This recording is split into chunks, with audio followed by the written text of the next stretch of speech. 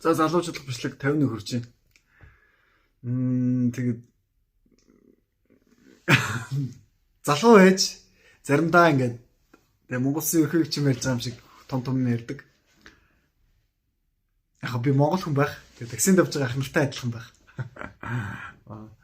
Ер нь бол нэг тэгээ монголчууд ч жоохон хомглоо шүү дээ. Тэгээд битс өөрөө болохгүй ингээд нийгмийн тухай дуу болгоо хүрэх гэж оролддог заримдаа. Тэгээ энэ удаас яг нэг тийм бичлэг хийчээ. Тэрний юм бэ гэхээр материалын соёл гэдэг зүйлийг тухай ярих чаа. Тэгээд дээрэс нь араас нь сэтгхүү оюун ухаан хоёрын тухай ярих чаа байхгүй юу? Тэгээ нөгөө хүмүүсийн хийгээд байдаг кино үүд шүү дээ. Ингээд роботууд дэлхийг эзлээд байгаа, дэлхийн сүнүүд дуу тухай ч юм уу, цүмийн тайм болоод дуу тухай ч юм уу. Тэр яг боломжтой. Гэхдээ хизээ боломжтой юм бэ гэхээр материалын ертөнцийн амар хөгжсөн хэрнээ хүний оюун ухаан бодол санаа гэдэг зүйл хав харанхуй байгаад үнэхээр муу мухай чөтгөлөг байдалд автаад хувиа хичээсэн байдал, шунал тэг ингээд хэрцгий байдал гэдэг зүйлтэй үнэхгүй автчих юм бол тийм болж магадгүй. Гэхдээ азар эртнээс юу нэ ямар хууль хүний ертөнцтэй байдаг вэ гэхээр чи эхлээд бодол оюун ухаан бодол санаа зүрхтгэл чинь төрүүлж явна, араас чи амьдрал чинь бүтээгдэж явна гэдэг тийм дүрэн байдаг байхгүй юу? Дээрэс нь анхны ертөнцийн бүтээлээсээ ч гэсэн ер нь бол сүнслэг ертөнцийн илүү хөгшин ертөнц байхгүй юу? Одоо дэлхийн нас бол хүн төрөлхтний настай харьцуулбал урт. Тэг ингээд урт штэ ер нь бол 4.5 жил гэдэг чинь хүн төрөлхтний 100 мянган жилийн түүхтэйгээр харьцуулбал маш том хугацаа байхгүй юу? Тэгээд энийг би ингээд ганцаарчлсан хичээл хүмүүстэй уулзж явах үедээ ч хэлдэг те энэ бол интернетээс амар сайн жишээ. Энгийн юм шиг мөртлөө амар сайн дүрслэлээ жишээ тэр болохоор алт гэж 4.5 тэрбум жилийн алт гэж үзвэл хүний соёл хугацаанд баг юм хумсны толон чиний богинохон байт юм аа гэдэг жишээ. Тэр бол маш сайн дүрслэл. Тэгээд ирэх юм бол дэлхийгээс хөгшин зүйлс зөндөө байна. Жишээлбэл нар байна, татах хүч байна. Тэг ингээд зөндөө олон юмнууд байгаа. Тэг хэрвээ бурхан би бол бурханд итгэдэг хүн. Бурхан хэрвээ байвал бүхний бүтээгч юм бол энэ бүх хөлүүдийн эзэн юм бол насыг нь бол тоолоод ийлэхгүй. Оршихугийнх нь томыг нь бол хизээж тоолоод ийлэхгүй, хүчрэхгүй тийм орших байхгүй. Тэгээ амьд гэж зүйл амийн бид нар бас амьд гэдгийг нь бид нар энгийн хүн бол хизээж мэдэрч чадахгүй гэсэн. Ховор тохиолдолд мэдэрнэ. Гэхдээ тэр нь болохоор одоо юу гэдэг нэг онцгой зүйлээс амьд үлдэх ч юм уу, нэг тийм сонин юм үедээ тэгтээ хүмүүс яг бурхныг мэдрэхээс илүүтэй. Ер нь өөрөө бурханлаг юм байна, сүнслэг юм байна, сүнслэг бит юм байна гэдгийг жоохон мэдэрдэг гэж магадгүй. Наркотикнд орохтой ч юм уу, их өвчин зовлон тулахтай ч юм уу, хайр дугны алдахтай ч юм уу, тэгдэг гэж магадгүй. Ер нь бурхныг яг жигнэсээ ер нь хизээ хийн олт юм бэ гэхээр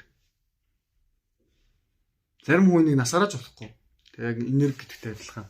Энэ номдор гэдэг чинь хүн энерги бидгээ зарим хүн нэг насаараач ойлгодгүй бол зарим хүн төрхөөсөө л энийг ойлгоод төрсэн байдаг. Бүр ингээд энерги мэдрээд орон зай мэдрээд төрсэн байдаг. Гэхдээ энийг ер нь яг жинхэнэ бурхныг хизээ олд юм бэ гэхээр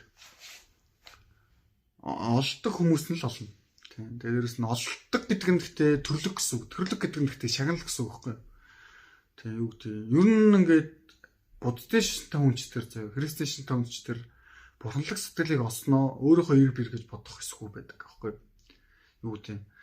Би одоо ингээд бурхныг ойлгож байгаа нь эсвэл бурхны хүүг ойлгож байгаа нь миний мундих биш ээ. Бурхан надад нэгүүлстэй хайрлсан байна. Бурхан намайг ойлго гэж хөрхий зөвшөөрсөн учраас би ойлгож ийн гэсэн сэтгэлээр хандах хэрэгтэй байхгүй юу? Тийм эсвэл ингээд би бурханлаг сэтгэлийг олцлоо гэж бодъё заяа. Тийм ингээд олцлоо тий. Тэгвэл тэр тухайгаа ч гэсэн өөрөөсөө нэг бодохгүй байдаг. Тэгсэн мөртөө тэр өөрөө нэг сайрахгүй байдаг байхгүй юу? Яг юутад төстэй юм бэ гэхээр одоо энэ сасрын хэсгчийн бэлтгэлтэй төстэй. Ингээд маш олон удаа тавцдаг тэрийг ингээд өдөр шөнөгүй тавцдаг. Тэгээ хизээр байгаа тэр нь ингээд зурслалцсан байдаг. Тэгээд ингээд хөөрөө бууж ирэхэд бас нэг гайхааргүй болцсон байдаг. Эсвэл олимпийн аврах ч юм уу ингээд ямар нэгэн зүйлтэй төстэй ингээд тэр хүн угаасаа тэр нөгөө одоо тэг усан болт ч юм уу мундаг тамирчин гэдэг хэдэн секундэд гүгээл дуусчих шүү дээ ингээд бүтэн 4 жилийн хөдөлмөр нь. Тэн дээр харагдахад л ингээд тайсны өмнө харагдахад л ямар гоё юм бэ, ямар хурдангууд юм бэ гэж харагдаж байгаа боловч тайсны ард тэр бэлтгэлийн талбай бүх зүйл нь болоо өнгөрцөн байдаг гэдэг шүү дээ. Тэгэхээр ер нь бол яг юу хэлэх гээд байгаа юм бэ гэхээр ер нь төрлөх байдаг гэсэн үг зарим утгаараа. Тэгээ дээрээс нь бид нэр жоохон өчүүхэн байдлаа хүн заримдаа мэдэх хэрэгтэй. Тэгэхээр болохоор хоосон бардам хүмүүс юу гэж ярьд юм бэ гэхээр шууд өөрсдийгөө бурхны уруудам чигсэн Монгол гэж яриад байдаг. Гэтэ үгүй шүү. Ер нь хүн хэрвээ чи тэр нэгүслэг болсон бол чиний амнаас тийм өгүүлэг гарахгүй. Мөнгөтэй хүнээс ч гэсэн ер нь бол яг жинхэнэ хөдөлмөрлж авсан мөнгөтэй хүнээс мөнгийг үзий хадсан тийм үг гардаг байхгүй. Яг бол мөнгийг тодорхой хэмжээнд бие махбодын хувьд юм уу оюухан сэтгэхүй хувьд хүндэлдэг учраас тэр хүн мөнгө олсон байдаг. Үнэлсэн, мэдэрсэн учраас. Заримдаа Азиж болно л тоо. Баяал хүүхд ч юм уу. Тэгэхээр тэр Азны мөнгийг өөрөө төлөвшөл болгож шингээж авахгүй бол тэгэл усаад гарын цалаар усаад алгуулчихдаг шүү дээ. Та нар мэдэх бах баян хүний хүүхэд яг аав шиг төлөвчлийг олж аваагүй бол тэгэл ямар ч их мөнгө байсан бүгэл усаад алгуулдаг. Тэнтэй адилхан бид нар ямар ч мундаг хүний хүүхэд байлаа гэд, ямар ч мундаг удамтай байлаа гэд, чи Чингисийн Монгол байлаа гэд, чиний аав лам байлаа гэд, чи лаг байна гэсэн үг шээ. Тэгсэн би ингээд манай уруудам чинь ноён байсан, лам байсан гэдэг хүмүүс байдаг. Сайн байна. Тэгэхээр эхний үйлдвэр нь яг зөв байж болно зөө. Хоёр дахь үйлдвэрээс нь би тэр хүнийг түншиж үзэн штэ. Тэр хүний юу хэлэх нь үг. Тийм болохоор би мундаг байхгүй юу?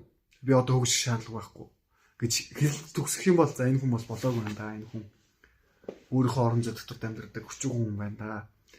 Бурхны тухай, өөрийнхөө тухай, хүний тухай, бүтцийнхаа тухай мэддэггүй.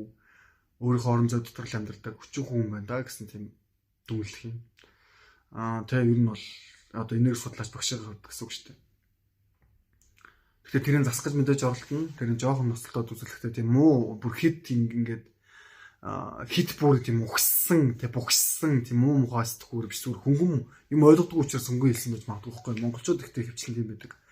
Заримдаа зүгээр их бардамнал хоосролтой хит автсан хүмүүс бас тийм өгүүлбэр унаадаг л да. Тэг яг эндээс хэлэх гээд байгаа санаа нь юу юм бэ гэхээр эсрэгээрээ тийм өгүүлбэр болж байна шүү дээ.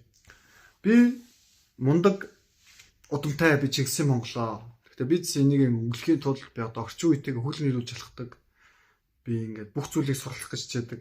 Би хятадыг үзий яддаггүй, би еврейг үзий яддаггүй. Гэтэ тэднийг яагаад юм байгааг нь ойлгох гэж хичээдэг. Бидний суралцсангаа би Монголоо ингээд хөгжүүлнэ, Монголоо баян болгоно. Энэ бас арай өөр. Тийм өгүүлбэрийн хандлага нь ч өөр. Хандлага нь арай илүү эрэг мөртлөө ингээд бардамнал хоосон бардамнал биш байгаад штэ. Тэгэхээр бардам зан өөртөө итгэх жинхэнэ бүтээл худал хуурмаг тэ хоосон ингээд цалцагч хоёр хоорондоо юугаар ялгаатай юм бэ гэхээр хандлагаар ялгаатай байхгүй юу? Хандлагаар ялгаатай. Дээрээс нь нэг нь хит хоосон бодол, нэг нь яриа илүү бодит үрдэн мэдрэгддэг ёстой байхгүй юу? Ингээд статуулж гисэн. Мөр шинжтэй шүү дээ. Тэр жиг хүн шинждэг тий. За энэ хүүхд юм дуулах хүүхд шүү. Суурийг харж байна гэсэн үг шүү дээ. Тэгээ би махад. За эсвэл ингээд бүх ч гэсэн тийм. Алхаа гисгээ байгаа байдлаас нь ингээд хардаг. Гэхдээ нэг юм байдаг. Нийгэм дээр хүн би та нарт зөндөө хэлдэг шүү дээ. 340 зүгтээр ирэх хүмүүс сөхөрдөг байхгүй юу? Ингээд нэг юм жишээ өгдөг шүү дээ. Ингээд алдартай Оросын балет чинь зүгээр нухтад тавьж байгаа нэг хоёр охиныг хараад нэг нь би нэг хизээч бүжигчин болж чадахгүй, балетчин болж чадахгүй, уран гурагч болж чадахгүй гэсэн чинь тэр хүн шантраа болчдөг. Дараа нь настай болсон хойно таарад багш та яаж ингэж тэг нэг удаа хараад ингэ хэлж чадсан юм бэ гэсэн чинь нэг удаа хараад хүнийг авьяастай хэлж чадах тийм хинч байхгүй гэж хэлсэн байхгүй юу. Тэгэхээр гэсэн чинь тэр хүн зүгээр тэр хүний нэг залуу омглон байх үедээ хэлсэн самсрууны үйлбэрээс болоод бүрөөд хайцсан байсан. Тэгэхээр энэ бол маш харамсалтай жишээ. Тэрнтэй адилхан хүн гэхдээ одоо надад хүмүүс ингэ мэрэг төлөв тавиулах гэдэг байхгүй юу. Ингээд миний хүүхд яхаар байна гэх. Мэрэг төлөв тавих гэж байгаа тэр үзмэрч хүн яг юу мэдэхгүй байна гэхээр Бурхныг мэдэхгүй байх гэсэн үг. Бурхан юу ч яаж ч өөрчилж болдог. Тэгээд хэрвээ чи ингээд жоохон сул дорой байж болно. Тэгтээ чи өөрчлөгдөж болно. Гэтэ тэр хизээ өөрчлөлтөн бээр дотроосоо байдаг тэр гүний хүсэл, сүнслэг хүсэл гэдэг зүйлээр дамжуулаад өөрчлөж болдог. Гэтэ тэрий чинь бол хүн харж хэлж чадахгүй. Чи одоо ингээд хүмүүс чамаа барилдахгүй гэдэг байсан ч гэсэн чи бүр ингээд өстой бүх мах ясаараа тэр зүйлийг мэдэрдэг. Мянган хүний эсрэгт тосч чадхаар чи хүний хунтчихт нь хөдөлмөрлж чадхаар системд үзүүлдэг галзууд онцсон бол магадгүй амжилт гаргаж магадгүй. Тийм болохоор бас тэгтээ ингээд үзмэрчтийн үгийг бус түүний эсвэл яг үнэхээр тийм хүсэлтэй бол тоох шаардлагагүй. Гэтэ чамд тийм хүсэл байхгүй бол чи чадахгүй. Чи эхний нэг ганц хоёр хүний үйлдвэрээс л чинь шантарна. Тэгээ би ч сайн хэлдэг шүү дээ. Одоогийн миний зүйлтэй сүнснээсээ дуртай байвал би айл шантарсан байгаа. Тэгвэл монголчууд үнэхээр ингээд бусдыг хэлэхдээ ингээд амархан хүмүүс шүү дээ. Ингээд юу ч мэдэхгүй байж хүнийг доромжтохтай амархан хүмүүс. Чамшиг хүн ярихгүй. Чи бол тэнгээ. Чи чамшиг хөдөөний хүн үү? Чи хийхгүй. Чи залуу байж тээ. Чи чадахгүй шүү дээ гэдэг юм зөндөө хэлдэг байхгүй. Тэр болгон дээр яг нөгөө дотроос өөрийн зүйлтэй дуртай учраас энэ гэсэн тийм чистгэл гүний хүсэл байсан учраас одоо бол хайваа гоод ирж байна. Мөнгөтэй мөнгөө хоолтой ойлгоо нойлтой нөргүүч гэсэн хаяагүй явжаад ирж байгаа байхгүй. Урт нас гэдэг сэдвээ. За тэгээд энэ библийн тухай ч юм уу, багшрын тухай дуусчихгүй тэр сэдвүүдээ. А дээрээс нь сүнслэг зүйл бол ингээд суралцаа дуусчихгүй үрд мөнхийг байдаг. Гэтэ энэ бол сайхан зүйл. Яг тэгвэл хүмүүс амьдралынхаа тэр мөн чанарыг олж чадаагүй учраас л амьдрал мөнхийн байгаа гэдэгт нь гомдлоод готроод идэг. Гэтэ хэрвээ ингээд сайн судалж үзэж чадах юм бол амьдрал мөнхийн гэдэг нь хамгийн гой зүйл байхгүй юу? Амьдрал хэрвээ төр зурах байсан бол бас жоохон хэцүү. Амьдрал дээр зааврандаа мөнхийн зүйлсүүд их байдаг. Тэр бол жишээ нь цаг хугацаа, таталцлын хүч. Тэгээ хүн дотор ч гэсэн дотор талаас нь үүд мөнхийн тэр зүйл байдаг. Тэр бол хүний сүнс ахгүй юу? Тэгээ жоохон чимээгүй. Та нар ингээд сүнсгээ дээрангууд одоо яг энэ бичлэг 11 минут болсон байна. Тэгээ сүнс гэдэг сэдвийг би уус энэ сэдвүүдэд тайлбарлаж хэлэхгүй. Гэхдээ үгүй хэлэхэд шар гэдэг үгийг сонсоход шар гэдэг өнгө бодогддог, шар гэдэг үхэр бодогддог шүү дээ. Тэгээ ингээд нэг салаа утгах гэж байдаг тийм. Тэгээ ингээд одоо тэгээ салаа утгахтай Монгол зөндөө шүү дээ. Одоо хөх гэхийг бодоход ингээд хөх бодогдно. За эсвэл хөх өнгө бодогдно тийм. Ингээд тэр мэдчихлэн баггүй үйлдэл юм уу. Тэгээ тэнтэй адилхан сүнс гэдэг үгийг хэлэнгуут та нар юу боддtiin бэ гэхээр ингээд цагаан цаашинстай хүүхэн төсөөлдөг. Ингээд нэг аашин гэмний ингээд ингэсэн. Эсвэл нэг хөгшин бүдүүн хоолойтой хүний биед бууж ирээд хөнгө дэлгүүд бууж идэг нөхдүүд төсөөлдөг. Гэтэ тэр бол бүгдээрээ яг сүнс бол биш ээ. Сүнслэг биет бол мүү. Тэнгэрлэгчнэч гэж бас байдаг. Тэр христчэн. Тэр бол Михаил ч юм уу, Габриэл ч юм уу ингээд алдартай тэмдгүү тэнгэрлэгчнэрийн жишээ. Тэ эсвэл ингээд Авраамтай уулзсан.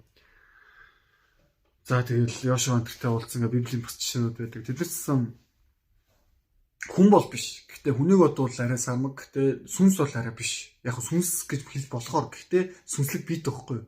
Яг чихэс сүнс, хүний дотор байгаа сүнс гэдэг зүйл чинь жоохон хоосон шиж байгаа л та. Харагдахгүй, баригдахгүй. Гэхдээ ингэ мэдрэгддэг. Дотроос ингэ өөрөө бас мэдэрдэг. Тийм дуу хоолой гэж байдаг. Сүнслэг дуу хоолой мэдрэмж. Хөдөлгөөн тэ ингэ унтж байгаа үед ч юм уу сүнслэг хөдөлгөөнүүд мэдрэгдэнэ. За эсвэл шүн дунд ч юм уу ингэ нэг хүний би одоо ингээд биеэсийнхаа төөсөлөх үе шүү дээ. Өдрийн цагаар гэж хүн махан бие төвтэй байжгаад шинэ цагаар ч юм уу арай л ингээд нэг нойр төвтэй, сүнс төвтэй болоод ирэх үед ч юм уу бас мэдрэгдэж болно. Тэгээ энэ бол аимшиг сэдв биш. Хүн мэдэхгүй учраас л байдаг сэдв. Голных одоо видеоны төсөлд хэлэх гээд байгаа сан юу юм бэ гэхээр нэг зүйлийг судлаа сонссон шиг судлаа, дуртай байсан шиг бай. Тэгээд хийсэн шиг хий, хичээсэн шиг хичээ. Тэгээд би нэг зүйлийг тайлбарлангуу зөвхөн өөрийнхөө мэддэг өнцгөөс ярингуудаа битээ айгаад байгаа чи. Жог сүртэй бодоод үзээч. Эсвэл өөрийнхөө мэддэг сэдвтэй яг миний ярьж байгаа зүйлсийг жоохон уяад үзээч. Тэгвэл та нар арай илүү ойлгож магадгүй. Яг гоо шинэ сэдв, хүн сэдв, уртнаас сүнс ингээд иймэрхүү сэдвээр ярьдаг мэднэ. Тэгээ жоохон ингээд тэгээ толгой хөдөлтгээ, тэгээ ууралтай юм шиг цаг ингээд нэг сонь юм шиг, эргүүч юм шиг ярьдаг мэднэ. Би хамгийн сайн мэднэ та нартай танаргүй. Гэсэн ч гэсэн та нар хэлэх гээд байгаа нэг санаа ингээд ухаад үзчихээч. Бодоод үзчихээч гэж. Гоймаар бичлэг өндөрлөе. Яг энэ бичлэгийн дараагийн бичлэг дээр сүнс гэдэг сэдв жоохон яриад өнгөрч. Тэгээ та нар мартах гад ивэл өөрт нь хэрэгтэй тэр бичлэгнийхаа тэр тоог нь өөртөө тэмдэглээрээ би бол та нарт зааж өгөхгүй шүү. Тий. Баяртай.